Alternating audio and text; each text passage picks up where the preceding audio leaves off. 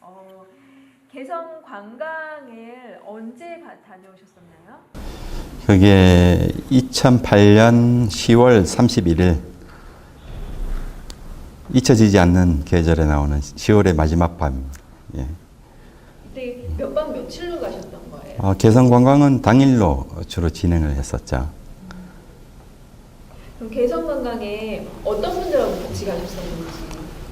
개성 관광은 하루에 한 300명에서 400명 정도 이제 갈 수 있는 이제 제한적인 인원이 있었기 때문에 그때 전국에서 모여진 그런 관광객들하고 같이 갔었죠.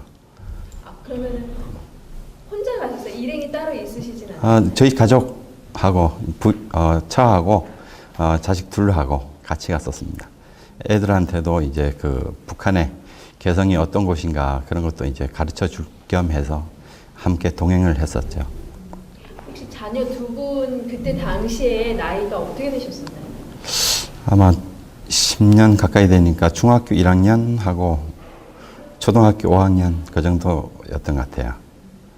그럼 개성 관광을 가시게 된 계기나 이유 같은 게 있으셨는지? 개성 관광은 일단 먼저 개성공단이 조성된 상태에서 금강산 관광이 계속 이제 진행되고 있었고 안정적으로 진행되고 있었기 때문에 뭐 별 문제 없겠다. 애들한테도 보여줄 만한 장소겠다. 그리고 가서 숙박하는 게 아니고 당일 관광이기 때문에 뭐 쉽게 갔다 올 수 있겠다 해서 신청을 했었죠. 평소에 개성에 대해서 관심이 있으셨나요? 개성 하면은 뭐 인삼으로 유명하고 개성상인 뭐 드라마에도 많이 나왔었고 그 다음에 고려의 수도였던 그런 지역이기 때문에 많이 이제 뭐 그리고 서울하고도 가깝잖아요. 그래서 결심을 하게 된 동기가 된 거죠. 그 개성 관광 코스 혹시 기억나세요? 일단 남쪽에서 출발을 하게 되면은 한 15분에서 20분 정도 오면은 바로 북쪽에 도착하더라고요. 그래서 북쪽에 도착해서 출입 심사를 받고 그 다음에 박연폭포를 갔었죠. 박연폭포까지 가는데 시간이 좀 많이 걸렸어요. 1시간 반 정도. 뭐 고속도로 일부 타다가 이제 안쪽 마을 도로를 이용하기 때문에 도로가 굉장히 구불구불해요. 그래서 1시간 반 정도 걸렸고 박연폭포에 가면은 이제 관음사가 그 위쪽에 한 10분 정도 되는 거리에 있었습니다. 그리고 박연폭포 보고 나와서 점심 먹고 그 다음에 이제 숭양서원, 선주교, 그 다음에 고려박물관, 옛날 그 성균관 자리에 섰던 고려박물관 둘러보고 남쪽으로 나오는 코스였습니다.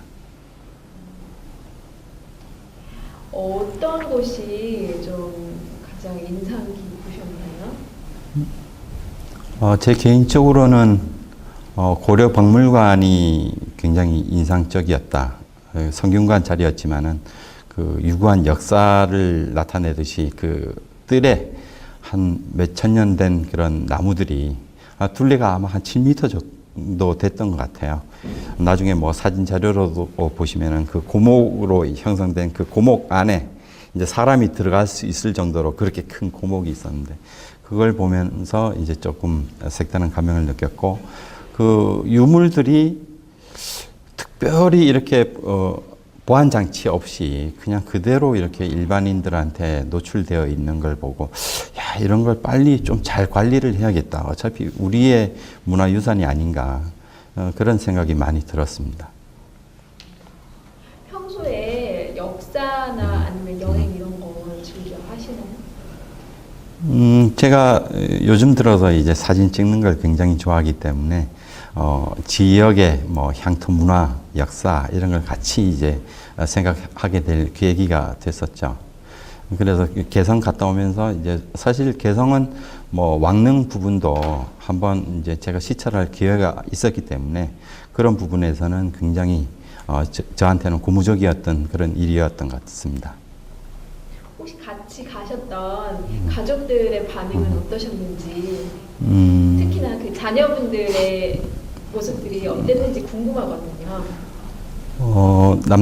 북쪽에 도착했을 때는 어차피 북쪽 출입 사무소는 이제 남쪽 기술로 아마 지어져서 이제 거기까지는 괜찮은데 개성공단 지나고 거기를 지나서 개성 시내를 거쳐서 이제 관광 코스로 나가게 됩니다. 애들한테 여기가 개성 시내다라고 이렇게 얘기를 해줬더니 개성 시내는 사실상 저희 70년대 영화 세트장 같은 그런 분위기예요. 그래서 뭐 이런 동네도 있어. 이렇게 뭐 애들이 그런 문화적인 차이 이런 세상도 있나 하는 그런 느낌을 많이 받았죠. 그리고 나머지 관광 코스는 일반적으로 우리나라에서도 많이 볼 수 있는 그런 이제 코스이기 때문에 별다른 감흥을 느끼지 못했는데 선주교에서 정몽주 그 피살됐던 그 자리 그런 자리에서는 그 해설원의 그 자세한 설명을 해주니까 거기서도 좀 많이 느꼈던 것 같아요, 애들이. 이제 남에서 북쪽으로 갈 때, 그러니까 개성으로 갈 때, 네. 아까 전에 15분밖에 안 걸렸다고 그러셨잖아요. 네. 그때 물론 선생님은 많이 다녀보셨지만 네. 배우자분하고 그 다음에 두 자녀 혹은 주변에 같이 관광 버스를 타고서 가셨던 분들은 처음 넘는 길일 수도 있잖아요. 네. 혹시 그때 장면이나 아니면은 좀 특이할 만하다고 할 순간들이 포착되는 게 있었나요? 아무래도 이제 남쪽에서 출발하는 순간부터 여기는 이제 북쪽으로 가는 코스다 이렇게 생각하니까 관광객 대부분은 조금 약간 긴장하는 그런 상태죠. 지금 심지어는 이제 이제 군사 분계선 안쪽이기 때문에 사진 촬영도 많이 통제하고 사실상 북쪽 구간을 들어서면은 양쪽 버스가 지나가는 양쪽 옆으로 북쪽의 초병들이 계속 뭐 한 200m 단위로 계속 지켜보고 있어요. 그런 걸 이제 시야로 확인했을 때는 더 이제 긴장이 되는 거죠. 그리고 이제 북쪽에 도착하면은 남쪽에서는 많이 이렇게 이제 잡담도 하고 뭐 서로 얘기하고 그런 분위기였는데 북쪽 거기에 도착하면은 좀 많이 긴장하는 그런 모습들이 역력했죠. 개성 관광하시면서 좀 인상적이었거나 아니면 기억나는 에피소드 같은 것 좀 있으시면 말씀해 주세요. 에피소드 많죠. 제가 2007년도에 시범 관광이 있었는데 그때 이제 처음으로 관광 버스가 시내를 지나가는데 어른들은 이렇게 그냥 가던 길을 지나가고 그랬죠. 왜 저희가 뭐 손 흔들어도 그때는 아무 감흥이 없이 그냥 지나가기만 했고 한참을 가는데 저 앞에서 어떤 어린 애가 오다가 저희 버스를 보고 갑자기 숨는 거예요. 그래서 왜 숨나 하고 이제 창 밖으로 계속 이렇게 봤더니 저희가 차가 지나갈 때까지 계속 그 담벼락에 쪼그리고 앉아서 나타나지를 않는 거죠. 아무래도 이제 우리 뭐 기자들의 그런 시야에 그런 것들이 노출되면은 조금 뭐 문제가 있지 않나 뭐 그런 걸 두려워해서 또 그렇게 쓸 수도 있지만은 그게 이제 처음에는 그랬었는데 이게 뭐 계속 진행되고 제가 2008년도에 그때 10월 마지막 날에 갔을 때는 저희들이 이제 애들한테도 같이 시내 지나갈 때는 사람들한테 손 흔들자 그래서 계속 손 흔들었는데 그때 지나가던 사람들이 손 흔들어 줄 때 그때 그 반응을 보고 정말 우리도 이렇게 열심히 손 흔드는 거 노력하면은 저 사람들도 반응을 해주는구나 그걸 많이 느꼈었죠. 그리고 제가 선주교가 이제 시내 한가운데 위치해 있는데 선주교 이제 공간으로 담벼락으로 둘러져 있는데 어떤 관광객 한 분이 계속 담벼락 쪽으로 걸어가서 한참 그 담벼락 밖을 바라보고 있는 거죠. 그래서 저도 혹시나 이제 이 사람이 뭐 잘못된 일을 하지 않을까 염려가 돼서 이제 가까이 다가가서 어르신 왜 여기 와 계시죠? 자리로 돌아가시죠? 그랬더니 저 담장 넘어 이렇게 손짓하면서 저기가 우리 집인데 그러면서 그걸 손짓하는데 정말 바로 앞에 집이 있는데도 가보지 못하는 그 심정. 정말 그때 이제 같이 그걸 느끼면서 저도 이제 가슴이 울컥했던 그런 순간들이 있었습니다. 그리고 민속여관이란 이제 그 숙박 그 관광시설 이런 것들이 있는데 여기는 시내에서 이제 일반 사람들한테는 많이 알려져 있지 않은 그런 장소지만은 이제 제가 거기 가서 이제 민속 식당을 이용하게 됐는데 거기 들어섰는데 가운데로 냇가가 흐르고 냇가가 흐르고 양쪽으로 이제 여관들이 있는 거죠. 흡사 이제 우리나라 민속촌처럼 그렇게 꾸며져 있고 그 가운데에 많은 사람들이 오가는 그 봉사원들이 오가는데 전부 다 이제 한복을 입고 있어요. 진짜 거기 가면은 조선시대로 회귀한 듯한 그런 모습들이 딱 연출되더라고요. 분위기도 아주 진짜 좋은데 나중에 이런 장소는 정말 개성이 이제 계속 개발이 되고 저희가 개성공단 개발하듯이 이제 그 개발됨으로 해서 개성 시내도 자꾸 이제 변모가 할 텐데 정말 개성 시내는 그냥 그대로 보존하는 시스템으로 좀 이제 협력이 됐으면은 가장 좋겠다 그렇게 생각을 했었습니다. 그리고 조금 가슴 뭉클했던 그런 장면은 선주교 그 돌다리에서 해설해주는 해설원이 말하는 와중에 우리나라에서 이런 사연을 가진 가장 오래된 다리입니다. 이렇게 해서 우리나라란 그런 표현을 많이 쓰더라고요. 북쪽 사람들이 우리나라, 남쪽 사람들이 왔을 때 우리나라란 그런 표현을 잘 안 쓰는데 거기서는 굉장히 좀 개방적으로 우리나라란 표현을 같이 썼습니다. 그래서 거기서는 같이 남북이 아니라 우리가 그냥 같은 민족이다. 그런 동질감을 같이 느낄 수 있는 계기가 됐죠. 그게. 그리고 이제 뭐 개성 갔다 오면서 개성에 대해서 이제 계속 뭐 여러 가지 소식, 북한 소식 이런 것들 접하고 있었는데 사실상 박연폭포까지 가려면은 1시간 반 정도, 16km 정도밖에 되지 않는데 1시간 반 정도 걸리거든요. 그런데 한 최근에 4, 5년 전인가 박연폭포 가는 길이 이제 새로운 길이 났다고 그러더라고요. 아마 영통사 쪽으로 가는 그 직선 도로가 개통돼서 한 30분이면 갈 수 있다 그러는데 뭐 그러면은 나중에 개성 관광이 재개되면은 좀 더 많은 시간이 많이 단축됐으니까 좀 더 많은 코스를 보지 않을까. 그래서 빨리 재개가 돼서 좀 더 많은 관광 코스를 더 둘러보고 싶다 그런 욕심이 생기는 거죠.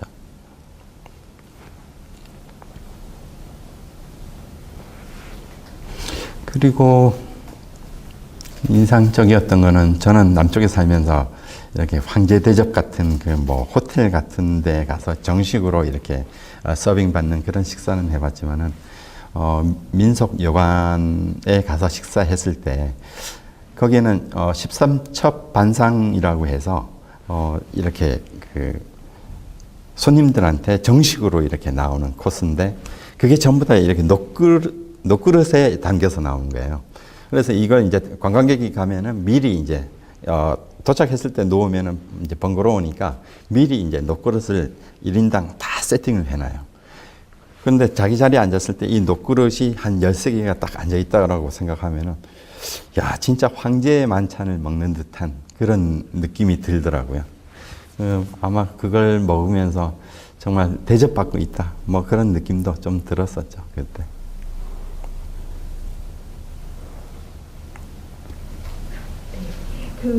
다녀오신 다음에 혹시 자녀분들하고 개성공단을 포함해서 뭐 개성에 관련된 얘기들이 나올 때마다 한 번씩 그런 개성 관광 다녀왔던 얘기 지금도 하시는지 좀 궁금하거든요. 사실 뭐 저희 애들이 남자 애들 둘이라서 뭐 이제 소소한 것까지 이렇게 얘기는 하지 않는데 저는 이제 그 개성에 대한 그런 이제 애착이 좀 이제 많기 때문에 이따금씩 제가 이제 가족들 카톡방에다가 개성 갔다 온 사진이나 금강산 갔다 왔던 그런 사진들을 이따금씩 이렇게 공유하면서 너네들 이때 이랬다 이런 얘기도 좀 써주고 그러면서 이제 가족 간에 소통하는 그런 계기도 되는 것 같습니다. 네. 개성 관광 관련한 얘기는 네. 여기서 네. 더 해주실 말씀 있으시죠 혹시? 뭐 그 정도. 그러면 네 다른 부분을 좀 네. 여쭤보겠습니다. 네. 혹시 현대 아산에서 언제부터 언제까지 근무하셨었어요? 저는 2003년부터 해서 2014년까지 한 11년 정도 있었죠. 그 초창기 2003년부터는 제가 금강산에서 한 3년 정도 금강산에서만 이제 치료하면서 이제 생활을 했습니다. 예. 그러면 그때 당시 소속 예, 현대아산 아산의 금강산 사업소에 네. 소속으로 이제 근무를 했었죠.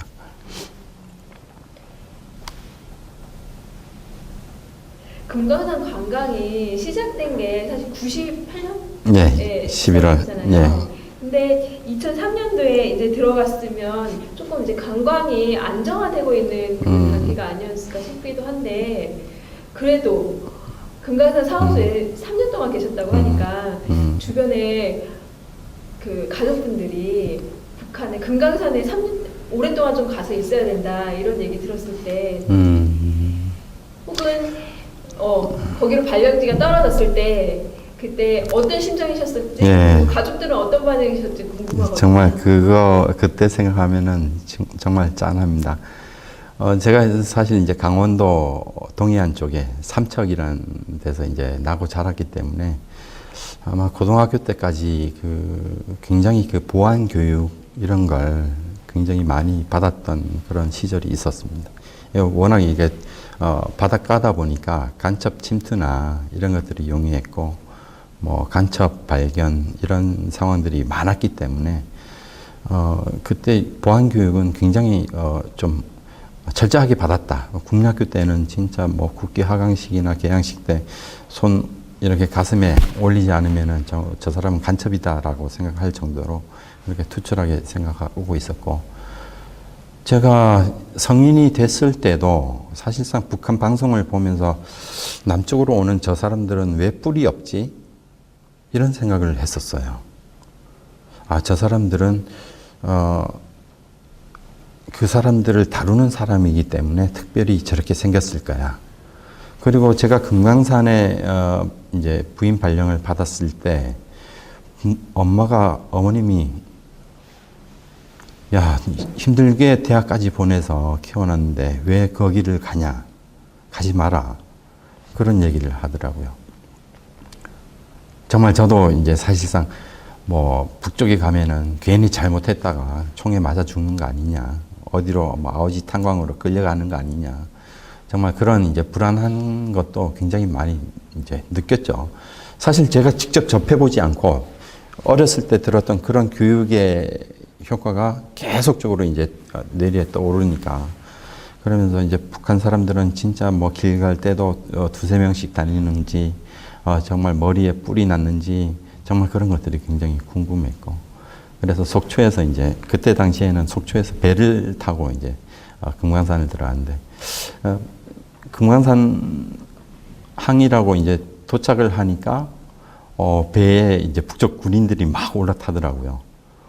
그때부터 이제 굉장히 이제 긴장을 했었죠. 북쪽 총등 군인도 처음 봤었고, 그래서 아마 굉장히 두려워했던 그런 기억이 있었습니다.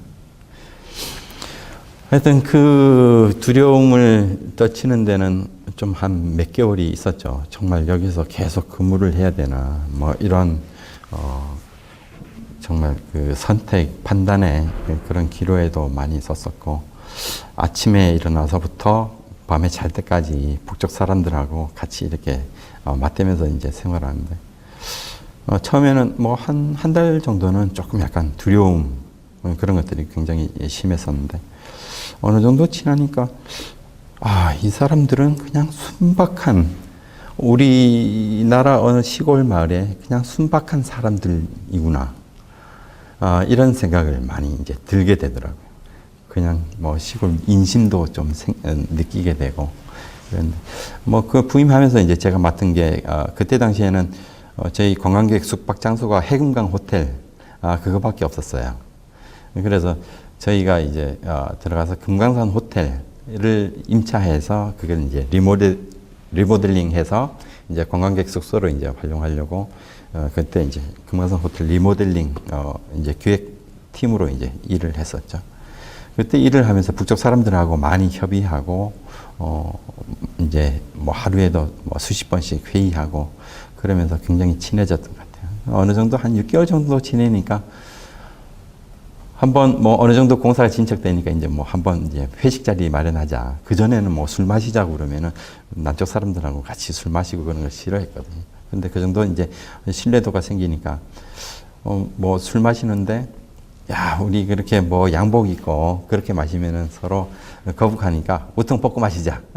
그래서 그 자리에서는 전부 다 러닝 셔츠 차림으로 그냥 동등하게 남과 북이 아닌 그때부터는 이 북쪽 사람들도 재영 선생 이제부터는 내 동생이야 나보다 어리지 그 사람들은 제 나이도 다 아니까 그때부터는 뭐 술 마시면서 형님 아우 뭐 하면서 이제 술 마시고 뭐 그 다음 날 뭐 괜찮냐 해장은 했느냐 뭐 이런 얘기를 묻는데 사실 뭐 그렇게 묻는 자체가 조금 어불성설이죠. 뭐 그 사람들 생활하는 것도 이제 뻔하고 뭐 아침에 이렇게 출근하는 거 보면은 우리나라 그 벤또라고 그러죠. 도시락이라고도 안 하고 벤또라고 하는 게 양은 노란 사각으로 된 그런 도시락에 이제 밥을 싸오는데 뭐 어느 순간에 그걸 본 적이 있어요. 식사하는 장면을 도시락하고 김치하고 그렇게 그 찬밥을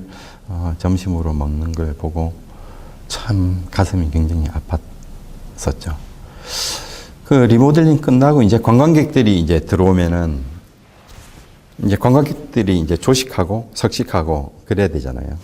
그때 이제 관광객들이 이제 아침 뷔페식으로 많이 이렇게 차려놓으면은 우리 남쪽 사람들은 아침 많이 먹지 않잖아요. 그럼 이제 그렇게 준비하고 남는 음식들은 이제 북쪽 사람들하고도 같이 뭐 이제 저희는 따로 먹으니까 북쪽 사람들이 갖고 가서 다시 먹고 그러는데 아마 그때부터는 뭐 정말 그 혈색도 많이 좋아지고 뭐 얼굴에 윤기도 생기고 그런 걸 보면서 참 우리가 빨리 남북 간에 이런 그 교류 협력 사업들이 저 북쪽 전역에서 일어났으면 좋겠다. 그런 생각을 많이 했던 것 같아요.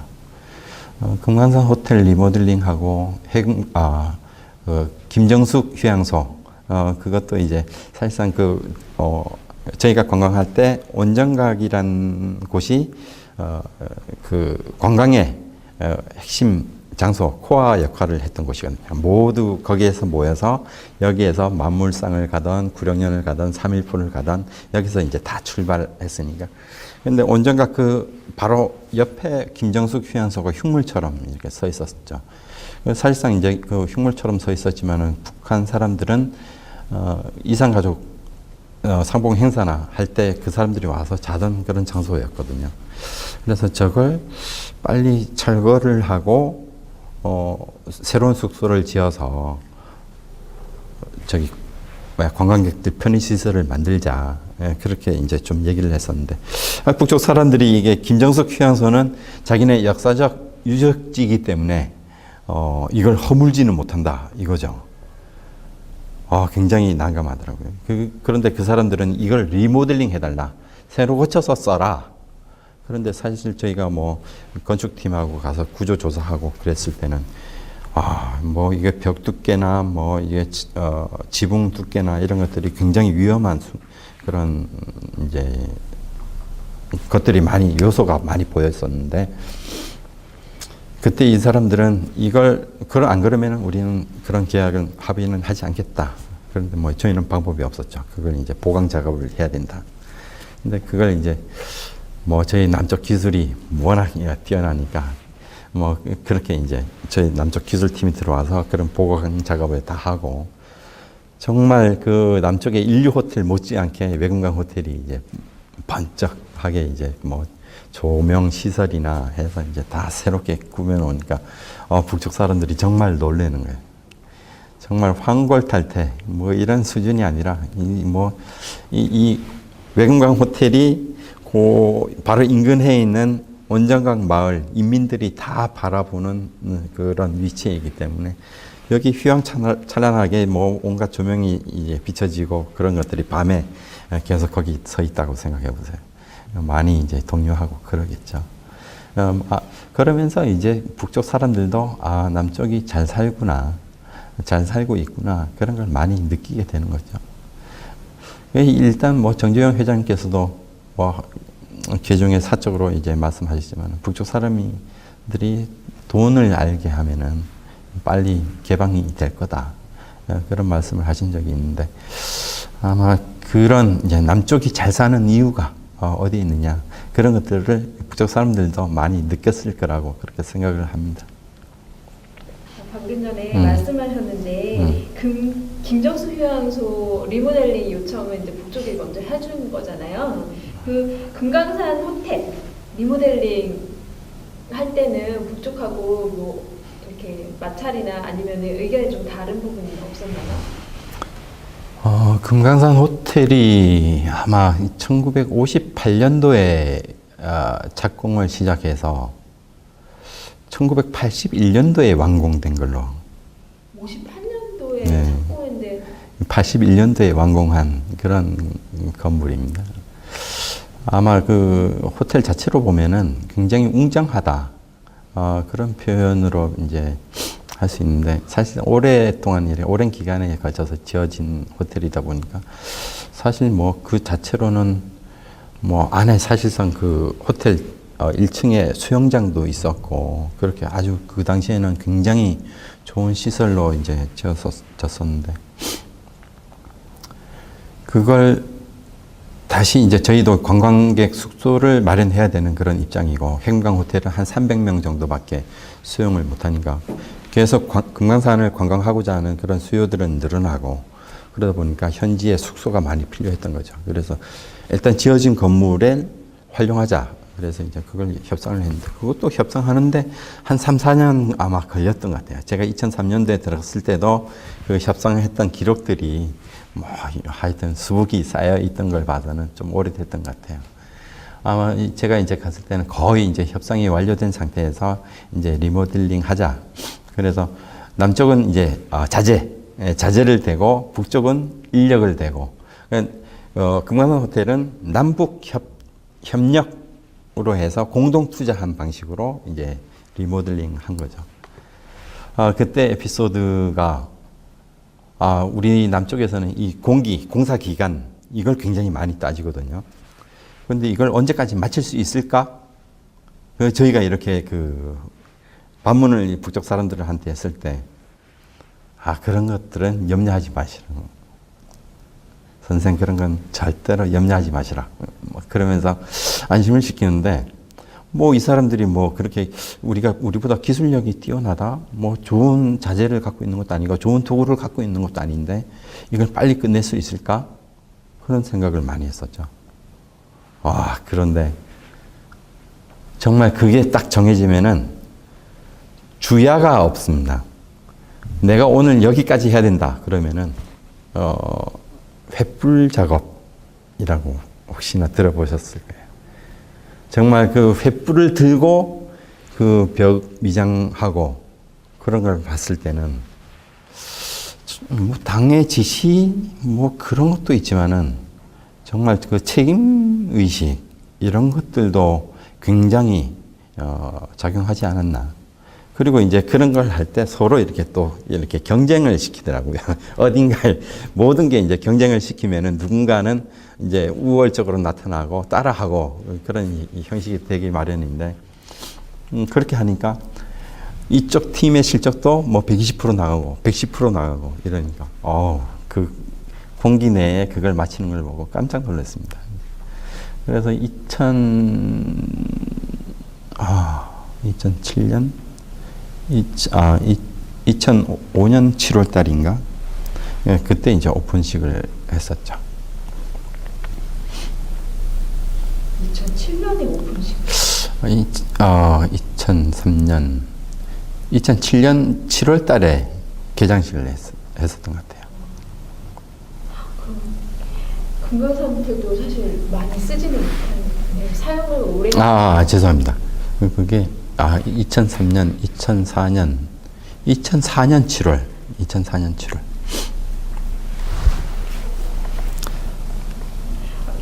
아까 전에 잠깐 말씀하셨는데 58년에 착공해갖고 81년도에 완공된 이유 같은 거 혹시 들어보셨어요? 그쪽 분들이 왜 그렇게 오랫동안 공사를 했는지 뭐 이런 얘기 해주셨어요? 아니요, 그런 거는 없었고, 거기에 이제, 북쪽 사람들이 가지고 있는 그 자료를 보니까 58년도에 착공했다라고 나오고, 완공은, 브로셔는 81년도에 개장했다. 그런 자료가 있기 때문에 이제 23년 정도 걸렸구나. 이것만 이제 추론할 뿐이지. 아마 뭐 그때 당시에는 북쪽의 금강산 지역에 많은 관광객이 뭐 그렇게 몰렸던 것도 아니고 어차피 이제 인민들이 사용했던 그런 분야이기 때문에 그 전까지는 김정수 휴양소가 있었기 때문에 아마 그걸 토대로 해서 금강산 호텔은 천천히 작업을 했던 것 같아요. 워낙 그 뭐 객실이 금강산 호텔 객실이 216개인가 216개 정도 되죠. 그런데 이게 그 금강산 호텔 본동이 있고 여기가 이제 숲속에 있다 보니까 요게 이제 1호동에 해당되고 맞은편에 2, 3, 4, 5동 그리고 옆쪽으로 금강산 호텔 1호동 옆쪽으로 5, 6, 7호동 해서 보통 7개 정도가 이제 그룹으로 형성돼서 이제 금강산 호텔로 이제 구성되는 거죠. 아마 이제 여러 가지 이렇게 뭐 좀 자연과 이렇게 어울리는 그런 걸 같이 이렇게 생각하다가 보니까 그렇게 이제 오래 걸렸던 것 같아요. 아마 이제 직접 호텔에 이제 들어가서 호텔 자체만 보면은 뭐 이거 짓는데 이렇게 오래 걸려서 이렇게 느낄 수가 있지만은 사실상 이제 조금 뭐 저희가 금강산 있을 때는 수정봉이라는 곳 이런 데 올라가서 보면은 그 금강산 지구가 이렇게 눈알에 보이거든요. 그럼 금강산 호텔이 배치된 그런 걸 보면은 숲속에 진짜 아름답게 지어졌다. 이런 걸 느낄 수가 있습니다. 그리고 금강산 호텔 이렇게 층층이 올라가면서 이렇게 복도 회랑 같은 이렇게 그 엘리베이터 홀이 있는데 이 홀이 전부 다 동쪽으로 나 있어요. 그 홀에서 이렇게 그 동쪽을 바라봤을 때는 이 계곡 사이로 이렇게 펑 뚫린 그런 느낌이 나는 그런 식으로 지어져서 정말 아름다운 곳입니다. 여기도.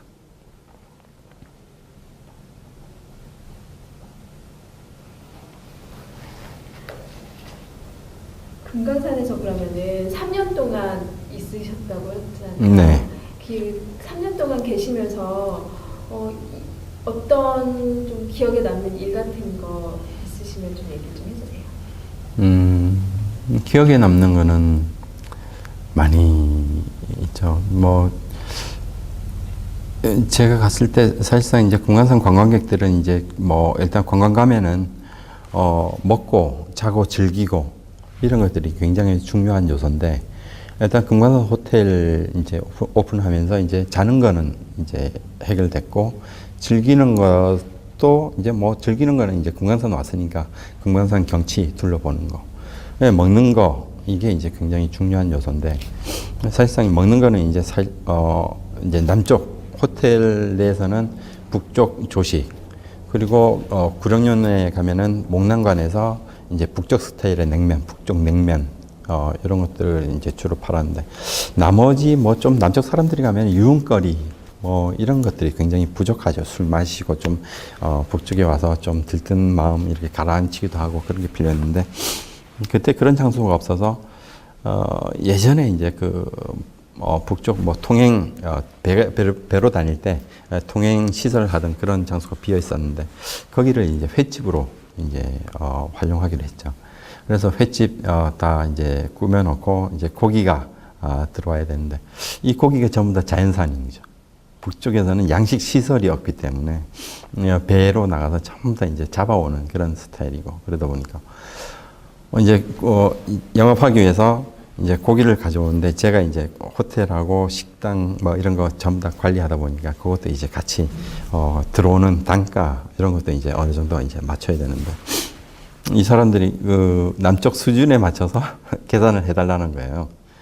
야, 그래도 북쪽 그 수준이 있고 달러 그 차이가 있고 경제 차이가 있기 때문에 그렇게는 못하겠다. 그랬더니 아, 그러면 우리 고기 도로 갖고 가겠다.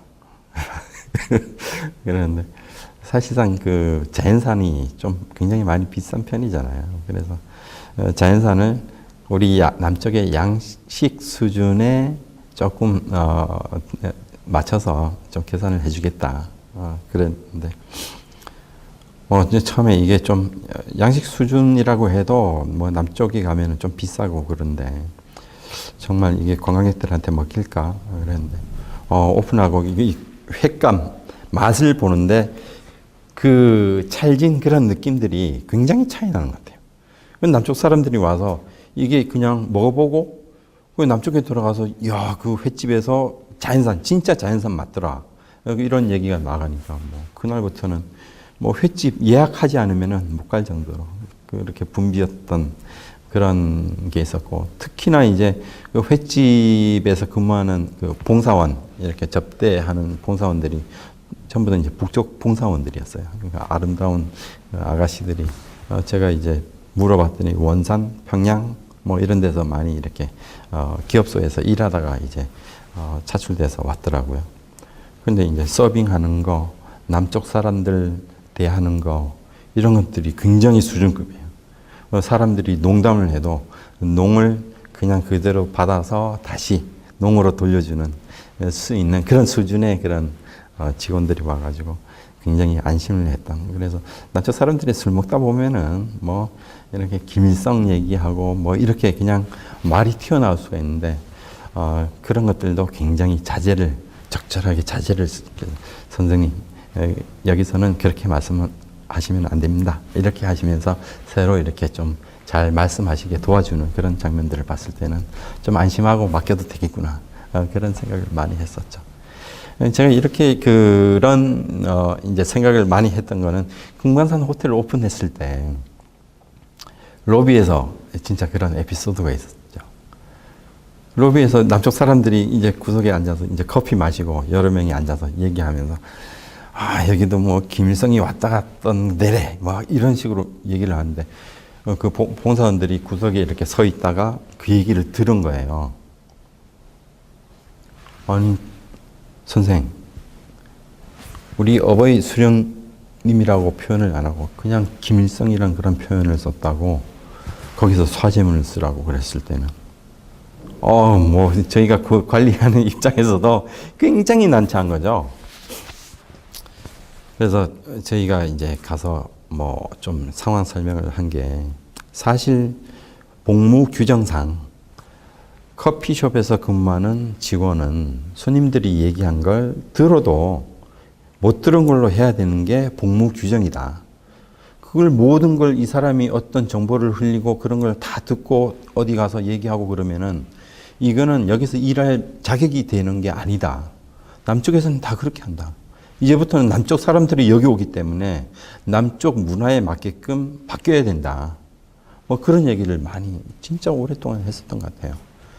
그래서 다행히 뭐 벌금이나 이런 건 이제 다음부터는 이런 일이 발생하지 않겠다라고 이제 구두 사과 정도로 끝내고 저희도 이제 관광객들한테 조금 이제 더 그런 부분에 대해서는 좀 더 주의를 좀 해주십사 하고 부탁 말씀도 드리고 아마 그 이후부터는 아마 그런 이제 불상사는 생기지 않았던 걸로 그렇게 기억이 나요.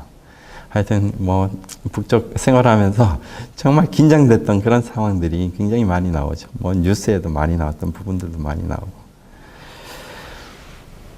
지금 말씀해 주신 거 듣다 보니까 지내시면서 지금 재미있게 얘기를 하시긴 했지만 네. 추억이니까서 되게 힘들었던 때도 많으셨을 것 같아요. 힘들었던 것도 뭐 이런 말로 못하죠. 일단 뭐 가족들하고 떨어져 있다는 그 자체부터도 그렇고 북쪽에는 인터넷이 안 되니까 정말 그 정보 쪽으로는 완전히 그냥 차단이 된 먹통인 그런 고립된 마을에서 내가 이제 살아가고 있다.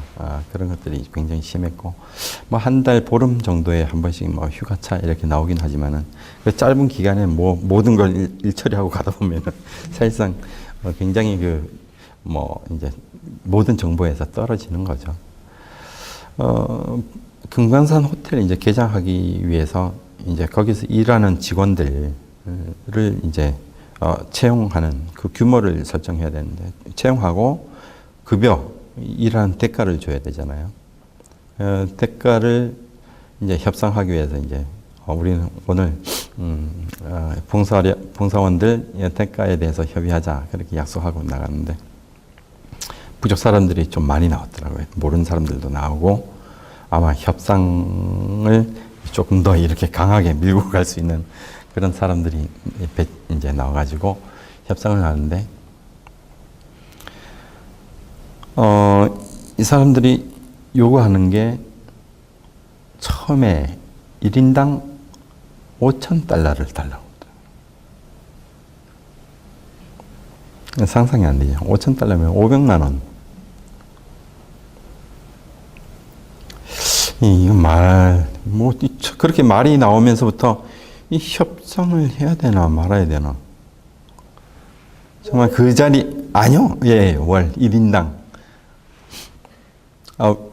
그렇게 말씀하시는 이유가 뭔지 한번 물어봐도 되겠냐고 그랬더니 우리 북쪽 사람들이 서비스하는 업계에 있는 사람들의 공식적인 가격이다. 그리고 우리가 남쪽 사람들한테 이렇게 봉사를 하는데 이만큼 받아야 되겠다. 그렇게 얘기하는데 우리 이런 상태면 도저히 협상할 수 없다. 그리고 정말 오늘은 더 이상 가까이 다가갈 수 있는 그런 가치가 거리가 아니기 때문에 오늘은 아마 이 얘기를 해봤자 더 이상 안 되겠다. 그래서 그 회담을 마치고 정말 막막한 거예요. 그렇게 얘기하는. 이제 바로 문을 열어야 되는데 그렇게 그냥 치고 나오니까 사람이 들어와야지 봉사를 해야지 호텔이 이제 손님을 받고 그러는데 난감하더라고요. 개별적으로 나중에 진짜 개별적으로 그 실무자 따로 불러서 제가 남쪽 상황을 충분히 얘기했죠. 남쪽에서도 이 정도 받고 여러 가지 이제 상황 설명을 하면서 하면은 객실에서 팁도 나오고 여러 가지 하면서 부수적으로 우리는 월급 외에 이런 팁을 받아서 월급으로 연명하는 그런 시스템이다. 이 사람들은 안 믿는 거예요. 그걸 진짜 한 며칠을 쫓아다니면서 남쪽의 문화에 대해서 이해를 시켰죠. 그러면서 가까이 가서 개성공단에 그때 57.5달러인가 아마 그 임금이 책정이 됐을 텐데 그걸 기준으로 해서 우리 다시 시작하자. 대신에 서비스를 하니까 조금 더 생각해 주겠다. 그렇게 해서 여러 가지 이제 단체복, 식사비, 봉사료 이런 걸 책정해서 그 사람들하고 정말 그냥 저희가 좀 어느 정도 수익이 날 수 있는 정도까지 이제 협상을 했던 것 같아요. 하여튼 그게 진짜 어려웠던 그런 코스였고,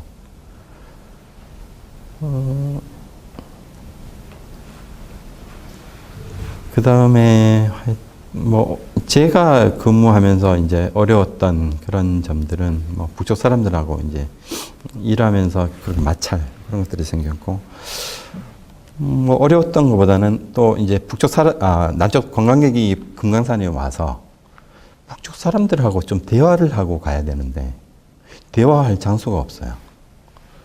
구룡륜에 올라가면은 순찰대, 그러니까 미리 이제 관광객들이 배치돼서 관광객들이 휴지 버리는 거, 침 뱉는 거 이런 것들 다 이제 벌금 물리거든요. 그래서 그런 걸 하게 되는데 순찰대, 구급봉사대, 북쪽 사람들이 한정적으로 이렇게 있고 곳곳에 해설원들이 이제 명소를 이렇게 설명해 주는 부분이 있는데 그 사람들하고 이제 해설하는 거 듣고 잠깐 얘기하고 그거밖에 없어요.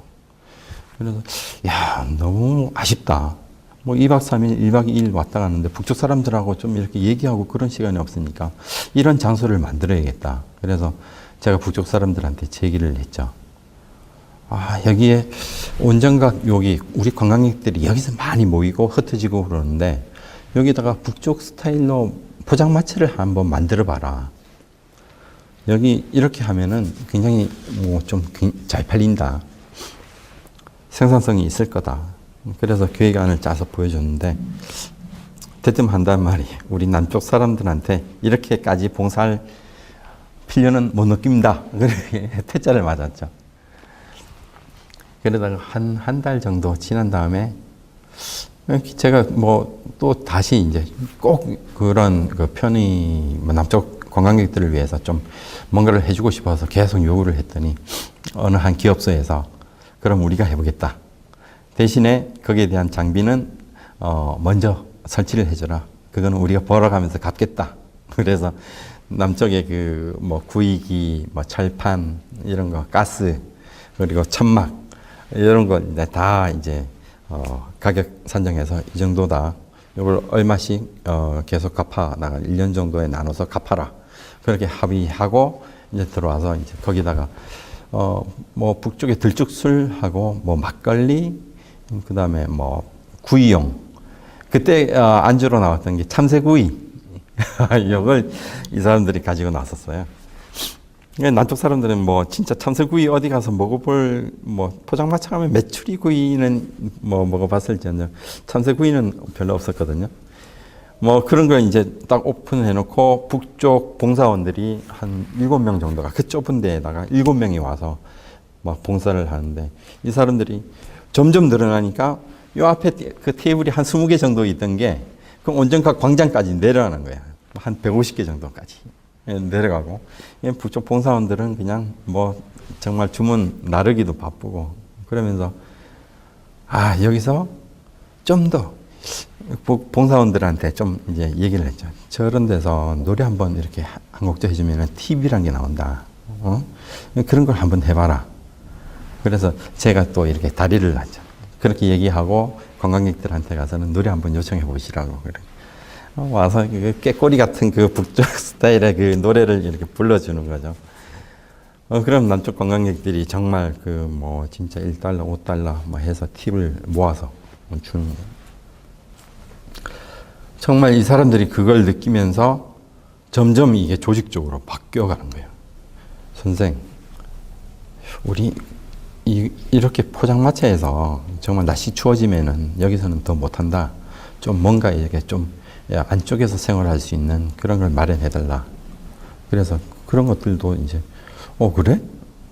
그래서 좀 더 이제 뭐 진짜 가옥 같은 그런 이제 가게에다가 입점시키고 앞에는 또 천막도 쳐주고 뭐 그러면서 이제 이게 더 활성화되면서 비로소 이제 관광객들이 거기 와서 북쪽 사람들하고 좀 이제 농담도 해가면서 뭐 그냥 북쪽 사람하고 얘기해봤다 이런 기억도 나고 사진도 같이 찍어주고 이러니까 굉장히 기억에 남는 거죠. 아마 뭐 제가 금강산에서 온정봉사소란 그런 포장마차 그걸 오픈했던 게 굉장히 그 인상에 남는 이제 사항이죠. 온정봉사소. 예. 지금은 이제 외금강 호텔 주차장 한 켠에 배치돼 있죠. 건너편에 예. 그 주차장 건너편에 뒤쪽에 그 옥류관하고 그 사이에 있습니다. 예. 금강산이 아닌 여기 다시 서울이나 뭐 남쪽에 다시 오셔가지고 그래서 생각했을 때 추진했던 일들 중에 또 기억나는 게 있으실지? 기억나는 건 많은데 뭐 지금 이제 관광이 중단되다 보니까 쓰라린 그런 추억이 기억들이 굉장히 더 다 잠식해버린 것 같아요. 관광 중단된 지 뭐 이제 뭐 10년 이렇게 되어 가니까 관광 10년 하고 10년을 중단하고 이게 말이 됩니까? 정말 그냥 아픈 기억밖에 없고 제가 본사 와서는 관광이 굉장히 2006년, 2007년 이때 뭐 진짜 뭐 35만 명 뭐 이렇게 해서 연간 들어갈 때 정말 최성수기를 달려가고 있다 그렇게 이제 생각을 하고 있었는데 갑자기 이제 충격 사고가 나고 정말 믿기지 않았죠. 진짜 뭐 조만간에 해결될 수 있을 거다라고 생각을 했었는데 이렇게까지 장기화될 줄은 정말 꿈에도 생각을 못했었죠. 그 사이사이에 중단되고 나서도 사이사이에 뭐 이제 남북 간의 뭐 적십자 협력 사업으로 이산가족 행사를 금강산에서 이제 많이 했었고, 그래서 그때마다 이제 저는 금강산에 가서 계속 금강산의 모습을 사진에 다 담아오고, 언제 또 올지 모르기 때문에 동영상으로도 남기고, 뭐 사진은 진짜 눈 뜨면은 아침 일출부터 해서 저녁에 잠잘 때 풍경까지 카메라에 다 담아놓고, 정말 뭔가 하나 모든 게 중단되고 나니까 모든 게 소중하더라고요. 그래서 참 가슴이 좀 먹먹해지는 그런 시기죠, 지금은. 지금 이제 뭐 좀 재개될 수 있지 않을까 그런 희망을 갖는데, 이 핵이란 게 뭔지 참 이게 또 발목을 잡고 있으니까 이제 마지막 단계다. 이게 뭐 아니면 도다. 이런 생각으로 조만간에 좀 좋은 일이 있지 않을까 그런 희망을 또 가져보는 거죠. 뭐 정말 이제 갈 때까지 간 거 아니겠습니까? 그러고 보니까 이산가족 행사하면서 참 북쪽 사람들한테 고마워해야 되는 그런 부분들이 정말 눈물겹도록 고맙더라고요. 2014년 2월 달 이산가족 행사를 한다라고 했을 때, 그때 저희는 이제 한 달 전에 들어가서 이제 준비를 하는 거죠. 사실 이제 이산가족 행사를 한 달 전에 이렇게 준비한다는 거는 정말 힘들어요. 거기에 뭐 비워놨다가 뭐 어떤 자재가 어디 있는지, 뭐 그리고 객실에 들어갈 타올이나 뭐 시트나 이런 것들이 제대로 있는지 그런 것도 모르는 상태에서 발주하고 들어오고 그러려면은 한 달은 진짜 힘든 일정이죠. 그런데 2014년 2월 달 그 행사는 다행히 이제 2013년 9월 달에 10월 달에 이제 이산가족 행사를 하자 했다가 저희가 막바지에 행사 3일 전에 철수를 했었죠. 북쪽에서 못하겠다 그래서 그때 이제 9월 달에 준비를 해놓았던 상황이 있었기 때문에 이제 한 달 만에 준비에 여유를 가지고 이제 준비를 했었는데, 남쪽에서 출발하는 그 순간부터 눈이 내리기 시작하는데, 금강산 그 눈이 내린다 그러기 때문에 저희가 페이로다라는 제설 장비 한 대를 이제 데리고 같이 동행해서 들어갔어요. 혹시나 모르기 때문에. 그런데 전 그렇게 금강산 근무할 때하고 그 뭐 한 10년 이상 지내면서 그렇게 눈이 많이 그 단기간에 집중적으로 내리는 그런 경우는 처음 봤어요. 그 밤새도록 눈 내리고 뭐 잠깐 그쳤다가 또 한방 눈이 내리고, 쌀학눈 내리고 한방눈 내리고 그러면은 눈이 점점 더 많이 온다고 그러더라고요, 그 사람들이. 저는 이제 그 눈이 얼마나 오는지 30cm 자를 1시간 단위로 계속 꽂아가지고 이만큼 쌓였다 계속 이제 자로 재고 그랬었는데, 한 2m 13cm, 아마 공식적으로는 2m 23cm까지도 나온 것 같아요, 지역에는. 그렇게 눈이 쌓였을 때, 이거 이산가족 행사 못할 거다. 이렇게 눈이 오고 그러는데 이 눈을 어떻게 치우냐. 관광객들, 이산가족들 와서 이 눈길에 미끄러지기라도 하면은 이거는 문제가 생길 수가 있다. 못한다. 이런 생각을 하고 있었는데, 사실 이제 이산가족 행사를 위한 그 실무 추진단이 들어와서부터는 본격적으로 이제 남쪽에도 이제 눈이 많이 왔는데도 불구하고 모든 제설 장비를 좀 협조 요청받아서 그때부터 대거 투입을 했죠. 그래, 남쪽에서 여기 들어오는 것까지, 그리고 온전각 구간은 우리가 뚫을 수 있는데, 그럼 북쪽 구간은 어떻게 할 건데? 이런 생각이 들더라고요. 평양에서 원산까지 와서 원산에서 자고, 이 원산에서 금강산으로 넘어오는 그 통천 그 고기가 있는데 이 고기가 대관령 옛날 대관령 고기 같아요. 구불구불하고 도로 노면도 안 좋고 그런데 그 길 버스가 올라오는 게 쉽지는 않거든요. 저는 뭐 이쪽 사람들 뭐 장비가 없잖아요. 제설 장비가. 와 그런데 진짜 밤에 모든 그 군부가 동원돼서 그 길을 뚫어내더라고요. 그리고 마지막에 그 북쪽 사람들 조금 위험한 구간이 있는 데는 이쪽 사람들이 저희가 염화칼슘을